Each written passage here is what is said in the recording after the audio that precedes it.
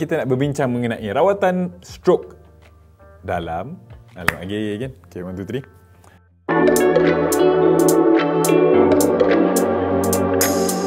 3. Assalamualaikum Pips. Pips, hari ini kita akan bersembang mengenai rawatan stroke dalam Dr. Say React. Jadi soalan-soalan ni semua adalah daripada hampa sendiri, saya tolong jawab je. Okey. So stroke ataupun angin ahma adalah keadaan di mana salur darah ke otak mengecil ataupun salur darah di otak meletup yang menyebabkan berlakunya lah kerosakan pada sel-sel otak tu. So jom kita pergi pada soalan ni. Soalan pertama, dia katakan stroke selalu dikaitkan dengan darah tinggi. Jawapannya ya, selalu dikaitkan dengan darah tinggi. Ya, tapi tidaklah semestinya 100% disebabkan oleh darah tinggi. Ada banyak lagi yang boleh menyebabkan stroke. Contoh lain, ada kencing manis, kolesterol yang tinggi, sentiasa dalam keadaan stres. Siapa yang selalu stres kat luar sana? Berat badan berlebihan. Kalaulah gaya kehidupan tu sangat mandom, sedentary pun akan selalu kena juga. Jadi tak semestinya 100% disebabkan darah tinggi. Apa makanan atau diet yang perlu kita ambil jika kita mengalami stroke?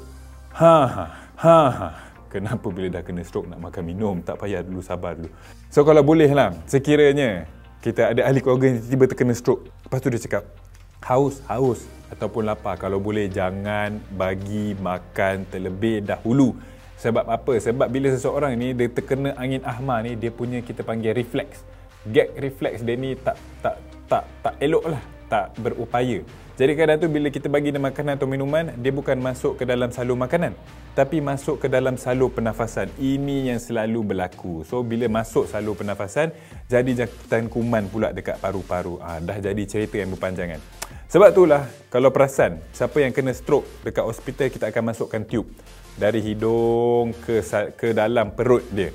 Sehingga kita akan bagi makanan ikut tube ni. Sebab kita akan cek sampai dah ada gag reflex ni, dia dah boleh makan dengan selamat, barulah kita bagi dia makan atau minum. Tapi makan pun tak adalah nasi terus dengan ayam besar-besar.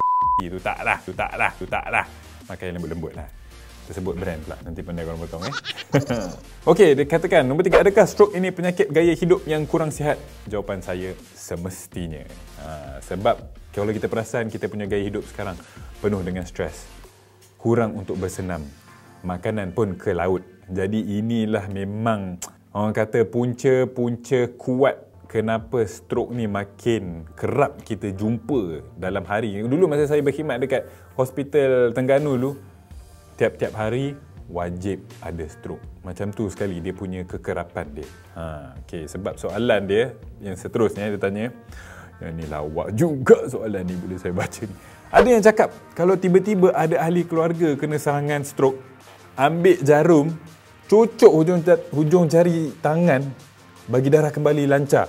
Betul ke doktor? Salahlah, mengarutlah. Ya Allah, mana korang dapat pemikiran macam ni. Macam saya cerita tadi stroke tu disebabkan salur darah di otak ni menyempit akibat, let's say contohnya kolesterol banyak, so saluran darah tu jadi sempit. Ataupun tiba-tiba pecah, saluran darah otak ni pecah akibat tekanan darah terlalu tinggi ke. Jadi apa kaitan cocok ni? Dia bukannya sebab tak ada kaitan cocok sini, ini jadi okey. Tak ada kaitan. Tolonglah janganlah cocok semua jari. Kalau ada 10 jari, cocok 10 jari. Dia takkan membantu. Kalau tu membantu dari awal lah, saya tak payah ambil medik, saya cocok je siapa yang ada stroke ni. Mengarut. Allah Akbar. Soalan seterusnya ni lagi lah Pips. Dia cakap, selalu juga dengar petua orang kalau nak pulih stroke, tanam pesakit sampai paras leher dalam pasir pantai. Betul ke cara ni dapat aktifkan balik saraf pesakit tu? Ya Allah, ini lagilah mengarutnya. Kalau dok dulu masa saya tugas dekat Hospital Sultanah Nur Zahirah tu, ia belakang je tu ada pantai. Kalau saya tahu ada pesakit mari sebab stroke ni, saya tu okey, saya dah tanam siap-siap ni. Saya buat sebelum saya start kerja ni, saya gali siap-siap. Ambil letak stroke ni, letak situ, tanam ke bumi. Dok jadilah. Dah tolonglah, mengarut sangat ni, boh. Tak, itu memang first time saya dengar jugalah. Dah kenapa kena pasir pantai, pasir biasa tak boleh? Tapi jawapannya tak lah Pip. Kalau macam ni pun senang kerja saya dulu, senang. Stroke, okey jom kita pergi belakang tu ada pantai, jom kita tanam. Lepas tu pasien boleh bangun jalan. Wah, terima kasih doktor, pasir pantai ni bagus. Tak ada, mengarut tepi. So, cara elok je sebenarnya kalau nak tahu kalau seseorang tu kena stroke, apa yang anda perlu buat? First, anda kena kesan apa tanda-tanda stroke tu. Nanti saya cerita sebab saya rasa klip lepas ni mesti ada kaitan dengan stroke. Lepas tu, bila anda tengok betul seseorang ni kena stroke, okey, stroke ni masa memainkan peranan yang sangat penting.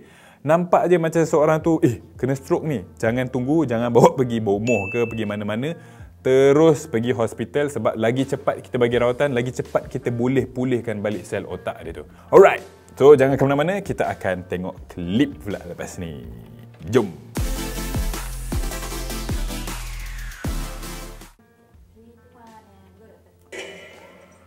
Okay. Oh, so video ni live dokumentari bukan seperti sebelum ni lakonan dan drama. Ni live dokumentari, saya rasa paramedik ni mendapat panggilan yang ada orang telefon mengenai something not right lah dengan pesakit tu. Jom kita tengok. Can't speak? Oh, okay. Do you understand what I'm saying? No? Give me your hand. Squeeze. Squeeze. Nothing? So kalau korang tengok muka pesakit ni pun macam tak ada reaksi Sabar, nanti saya cerita. Sabar. Kita habis tengok dulu.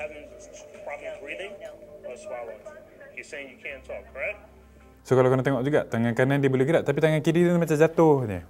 Okay, tu dah ada tanda-tanda sikit dah. There's a couple things we look for when someone's having a stroke. We see if they can give us a big toothy smile where it's symmetrical on both sides. So wanita ni tengah cerita, kalau let's say dia pergi kepada dapat panggilan mengenai stroke, apa yang dia akan lihat. Senang lah saya cerita kat korang apa yang korang boleh perhatikan lah sekiranya. Mana tahu korang tengah pergi shopping ke ataupun kat rumah tiba-tiba ada orang macam pelik je. So tengok benda ni, FAST. F-A-S-T. Sekali lagi, F-A-S-T. F ni kita tengok daripada face, facial asymmetry. Tiba-tiba tengok muka sebelah dia, tiba-tiba macam satu senyum tapi sebelah tak boleh. Itu satu. Yang kedua kita tengok arms. Arms ataupun tangan dia. Ada tak salah satu tangan dia lemah? Kalau dua-dua boleh, then okey. Tiba-tiba yang ni boleh, sebelah tak boleh. Itu salah satu tanda. Yang ketiga, S, speech. Tengok dia boleh tak cakap ataupun dia macam tolong tak rasa benda. Dia macam kita panggil slurred speech. Ini pun adalah salah satu tanda-tanda stroke. T adalah time. So macam saya cerita tadi, time ni sangat penting. Jadi senang je. So kalau anda nampak sesiapa, macam tengok kalau kita tengok pesakit ni nampak dia ada F. Tengok dia punya facial tu. Dia macam tak ada reaksi sikit. Nampak ada lemah satu side. Yang kedua, arms. Kita tengok tangan kiri dia tak gerak. Dia cakap semua benda kat tangan kanan. And then speech, S. Nampak dia tak cakap. Dia bagi sign language. Dia cerita yang ni tak boleh cakap.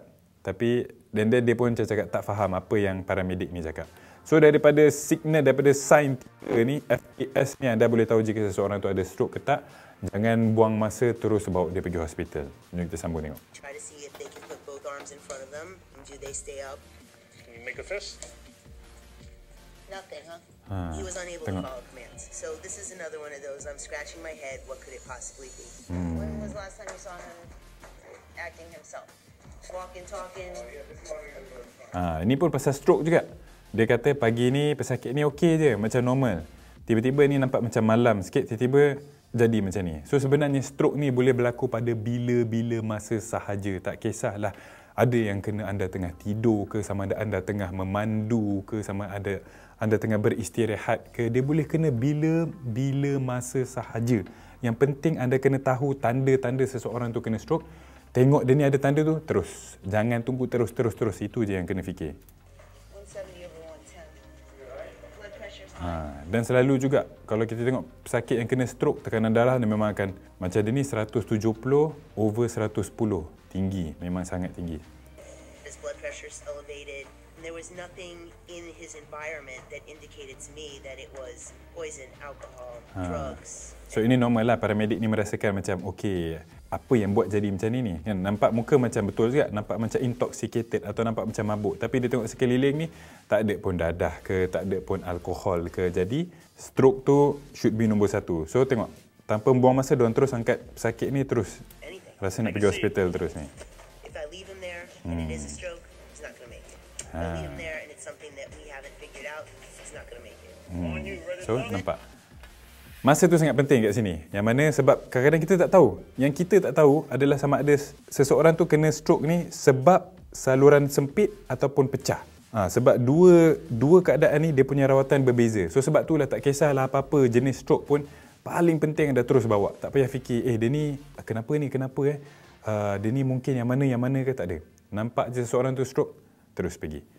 Alright, so jadi harap anda jelas dengan segala persoalan anda mengenai stroke. Ingat saya punya pesanan, perhatikan orang sekeliling anda, tengok FAST. Sekiranya ada orang-orang di sekeliling anda ada simptom-simptom ini, jangan tunggu, terus bawa mereka ke hospital.